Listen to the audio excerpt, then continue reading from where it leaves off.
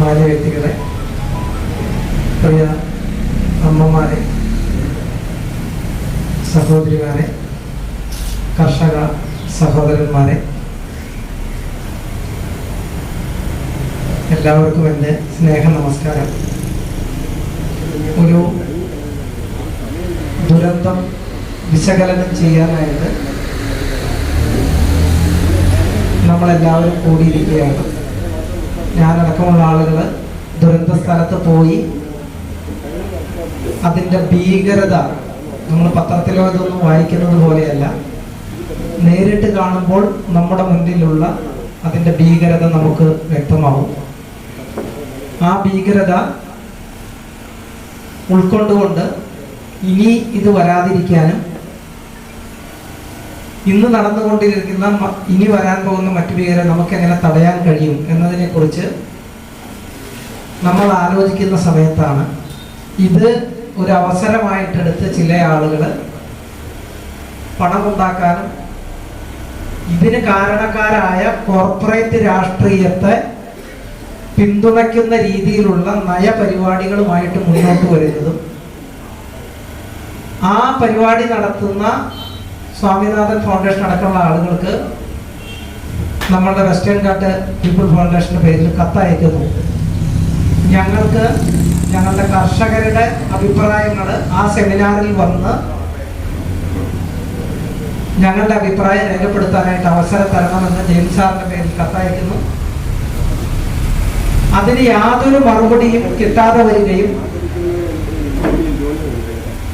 നമ്മളുടെ അഭിപ്രായങ്ങൾ കേൾക്കാൻ ആരും തയ്യാറല്ലാതെ വന്നപ്പോഴുമാണ് നമ്മൾ ഇങ്ങനെ ഒരു പരിപാടിയുമായിട്ട് നമ്മളുടെ അഭിപ്രായങ്ങൾ നമുക്ക് രേഖപ്പെടുത്താൻ, നമ്മൾക്ക് പറയേണ്ടത് പറയാനുള്ള ഒരു വേദി നമ്മൾ ഉണ്ടാക്കിയത്.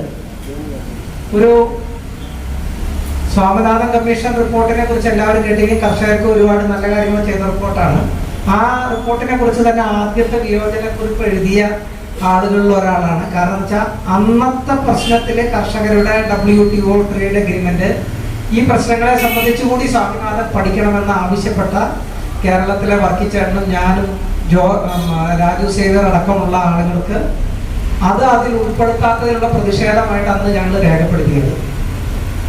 ആ പഠനം അതുമായിട്ട് ബന്ധപ്പെട്ട കാര്യങ്ങൾ, അതിന്റെ ദുരന്തവശങ്ങൾ കേരളവും ഇന്ത്യയും അനുഭവിച്ചുകൊണ്ടിരിക്കും. ഇന്ന് ഒരു തർക്കവുമില്ല. പല കമ്മിറ്റി റിപ്പോർട്ടുകൾ വരുന്നു, കസ്തൂരി രംഗൻ റിപ്പോർട്ട് വരുന്നു, അതുപോലെ മാധവ ഗാഡ്ഗിൽ റിപ്പോർട്ട് വരുന്നു. ഈ റിപ്പോർട്ടൊക്കെ വരുന്ന സമയത്ത് നമ്മൾ കർഷക സംഘടനകളെല്ലാം പറയാറുണ്ട്, നിങ്ങൾ എന്ത് കമ്മിറ്റി റിപ്പോർട്ട് ഉണ്ടാക്കുമ്പോഴോ കമ്മീഷൻ ഉണ്ടാക്കുമ്പോഴോ ഞങ്ങള് സൗമ്യരായിട്ട് അഭ്യർത്ഥിക്കുന്ന ഒരു കാര്യം എന്ന് പറയുന്നത് ഞങ്ങളെ കൂടി കേൾക്കൂ, ഞങ്ങളെ കർഷകരെ കൂടി കേൾക്കൂ എന്ന് പറയാറുണ്ട്. നിങ്ങൾ പറയുന്ന സ്ഥലത്ത് ഞങ്ങൾ വരാം, ഞങ്ങളെ കൂടി കേൾക്കൂ എന്ന് ഞങ്ങൾ പറയാറുണ്ട്. പക്ഷെ അങ്ങനെയുള്ള മീറ്റിങ്ങുകളോ അങ്ങനെയുള്ള കേൾക്കാൻ തയ്യാറാകുന്ന സാഹചര്യങ്ങൾ ഇവർ സൃഷ്ടിച്ചിട്ടുമില്ല. കേൾക്കാനുള്ള മാനസികാവസ്ഥ പോലും ഇവർക്കില്ല എന്നുള്ളതാണ് ഒരു വസ്തുത. അതുകൊണ്ടാണ് കർഷകര് പല റിപ്പോർട്ടുകൾക്കുമെതിരെ അതിശക്തമായിട്ട് പ്രതികരിക്കാനും പ്രതിഷേധിക്കാനും തുടങ്ങിയതിനുള്ള അടിസ്ഥാനപരമായിട്ടുള്ള കാരണം എന്ന് പറയുന്നത്. ഞാനൊരു കാര്യം പറയുകയാണ്, നമുക്ക് ആർക്കും അർത്ഥശങ്കയ്ക്കില്ലാതെ പറയാൻ കഴിയും, ആഗോള താപനം ഒരു വിപത്താണ്. ആ വിപത്ത് നമ്മൾ നേരിടേണ്ടത് തന്നെയാണ്. ഭൂമിയിലെ ജീവൻ തന്നെ ചോദ്യചിഹ്നമായേക്കാവുന്ന വലിയ പ്രശ്നങ്ങൾ അതുമായിട്ട് ബന്ധപ്പെട്ട് വരുന്നു.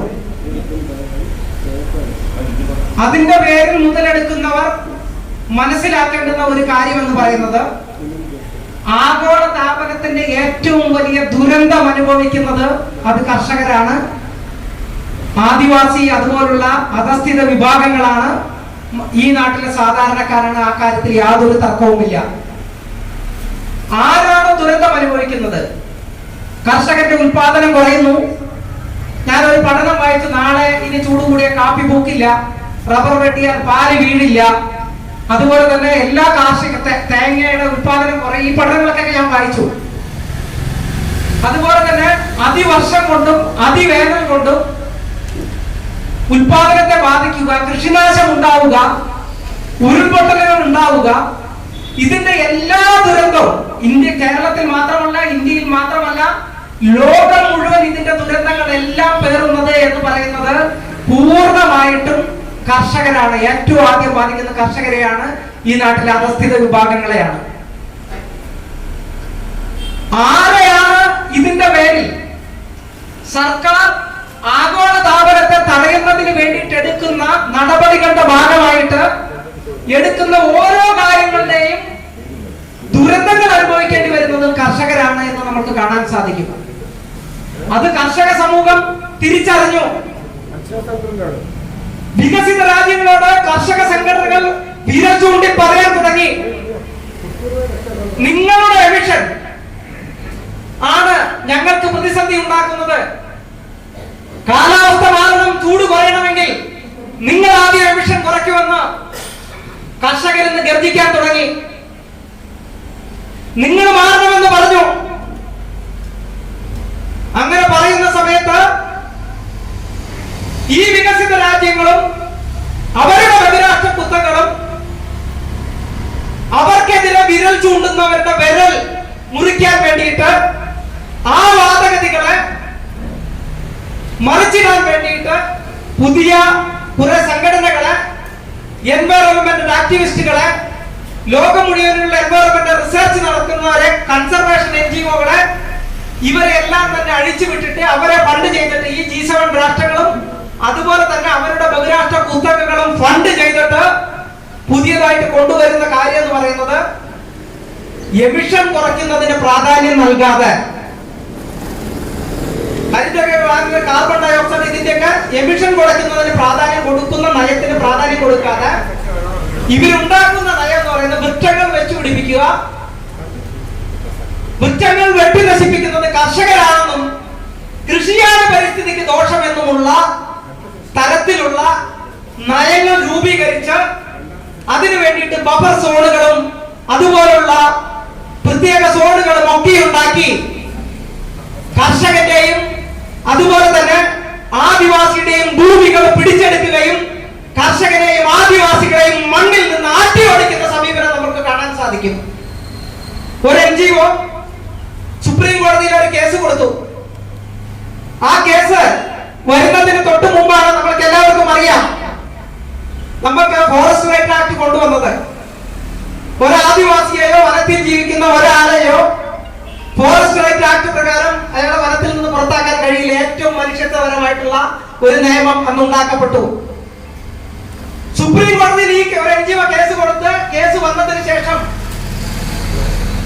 പാട്ട റൈറ്റ്, അതായത് നമ്മുടെ പട്ടയം കിട്ടാത്തതും രേഖകളാൽ തെളിയിക്കപ്പെടാത്തതുമായ ഇന്ത്യയിലെ വനങ്ങളിലുള്ള മുഴുവൻ ആളുകളെ കുടിയൊഴിപ്പിക്കാനായിട്ട് സുപ്രീം കോടതിയുടെ ഓർഡർ വന്നു. ഒരു NGO കൊടുത്തതാണ്.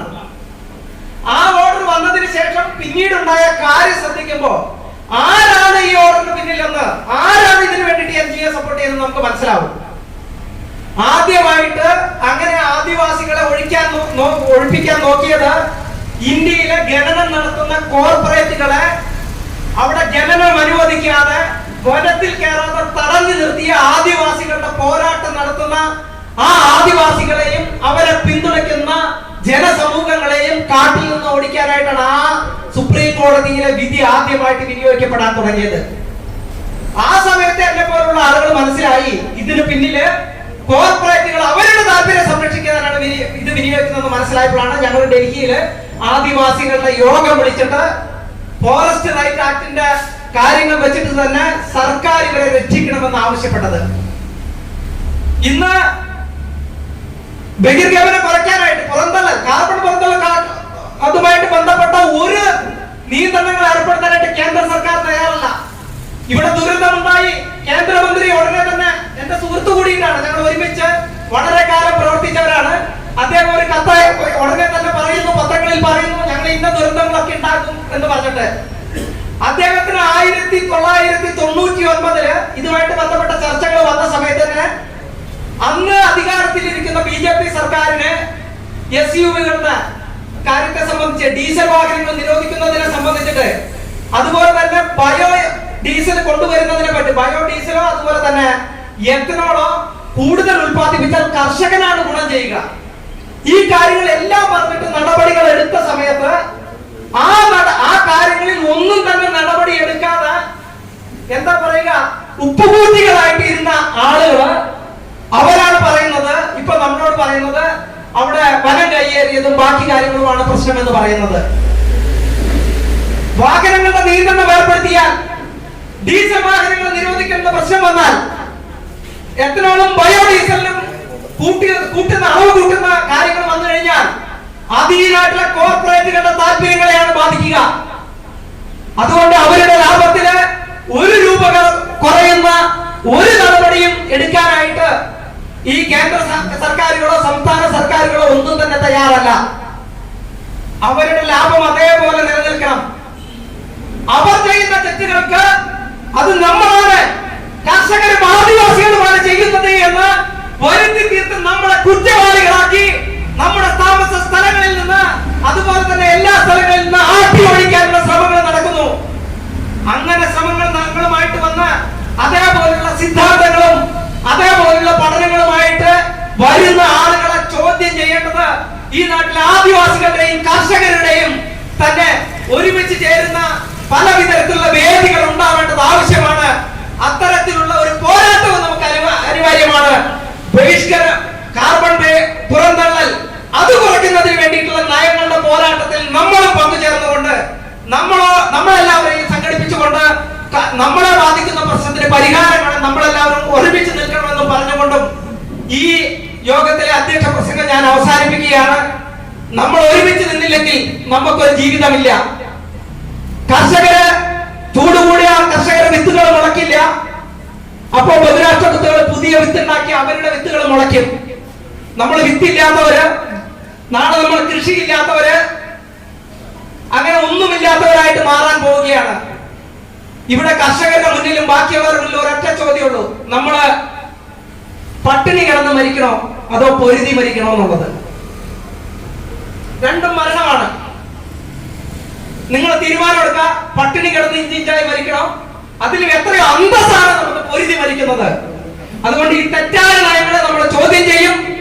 ഈ തെറ്റായ നയങ്ങളെ നമ്മൾ തിരുത്തി നമ്മൾ അന്തസ്സായിട്ട് ഈ മണ്ണിൽ ജീവിക്കുമെന്ന് പ്രഖ്യാപിച്ചുകൊണ്ട് നിർത്തുന്നു. വന്ദേ മാതരം.